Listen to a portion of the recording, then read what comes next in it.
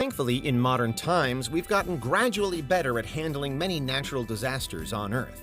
They still have the potential to wreak immense havoc and cause catastrophe, but statistically, their impacts are less than they've ever been before.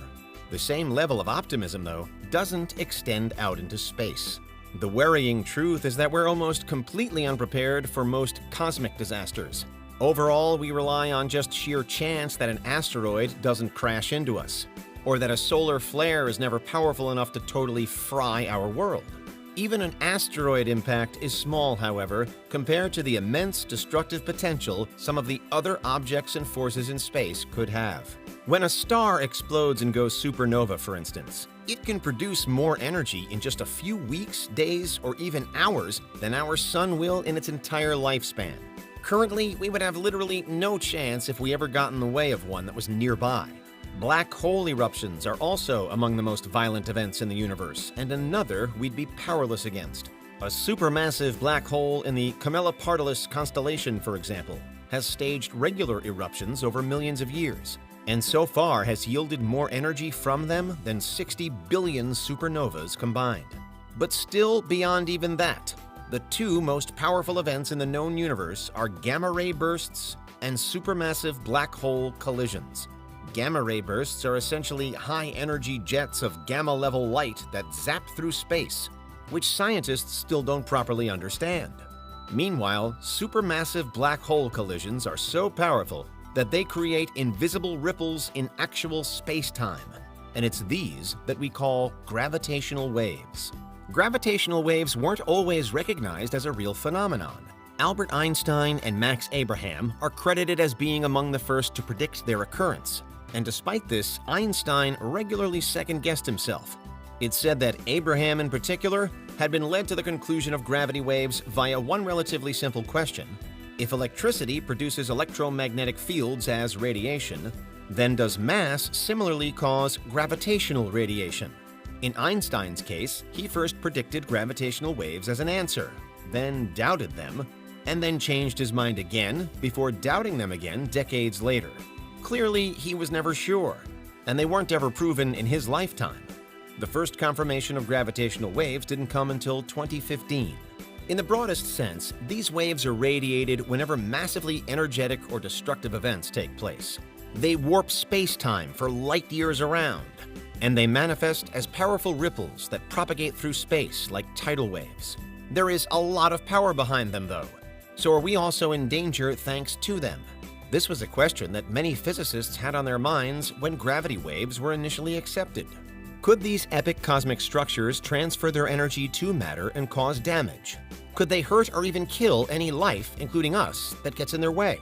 To understand this, it's key to know how gravitational waves actually interact with matter. When they hit something in space, such as a planet like Earth, they actually pass right through it, seemingly with no major consequences. Although this is certainly up to interpretation. The physicist Richard Feynman showed the complexities at play here with a thought experiment he created in 1957 at a conference for general relativity. He named it the sticky bead argument, and it was designed to show how gravitational waves, then theoretical, perhaps could transfer energy to matter. In the experiment, there are two beads positioned around a rod. When gravitational waves pass through this setup, they release energy in a perpendicular direction. When this release causes the beads to hit the rod head-on, the rod itself remains unaffected. But when the beads strike from the side, there's energy through friction created with the rod. The gravitational wave has had a physical impact. Imagine Feynman's sticky bead argument on a much larger scale, and the same thing happens when the same waves pass through planets, again including Earth. Under the right conditions, it's thought that the energy released could even cause a planet to noticeably expand and contract. This squeezing would affect the entire world were it to happen. But how severely depends on the energy the waves have at the time when they hit. The first gravitational waves that scientists were able to measure in 2015 originated from a huge supermassive black hole collision, but one that happened almost 1.3 billion light-years away. So we only received a very small portion of their overall power. In this case, then, while the waves did have an effect, it was found that they only shifted our planet by a distance of about 12 protons, a microscopic nudge that wasn't threatening in the slightest. Nevertheless, the energy that these gravitational waves held was still immense.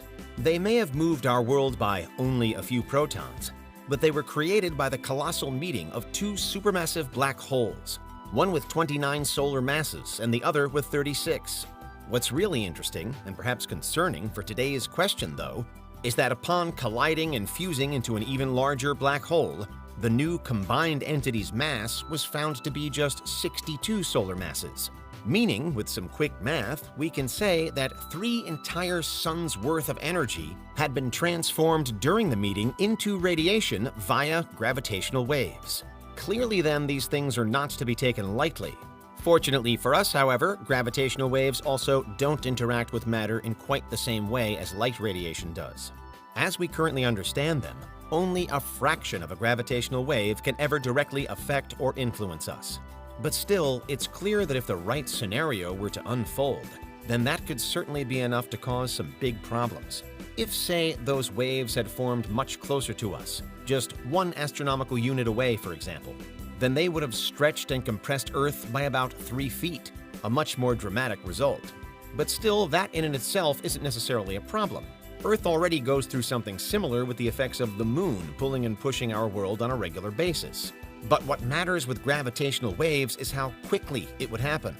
The energy transfer would all occur at once, not gradually as with the Moon, and could therefore have the effect of heating up our planet to an immense degree and even shattering some of its core. Move the wave-causing event even closer to us than the Sun is, and the effects would be greater still. Under such potentially incredible strain, the ground would shake and various natural disasters could unfold all over the world map at essentially the same time.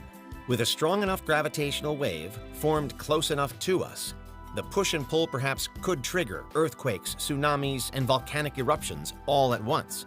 Those in turn could breed more disasters: fires, floods, landslides, and storms. Ash plumes choking the skies before blanketing the ground, contaminating water and plants, and potentially melting infrastructure. In the very worst-case scenario, it could rock civilization and incapacitate most of humanity.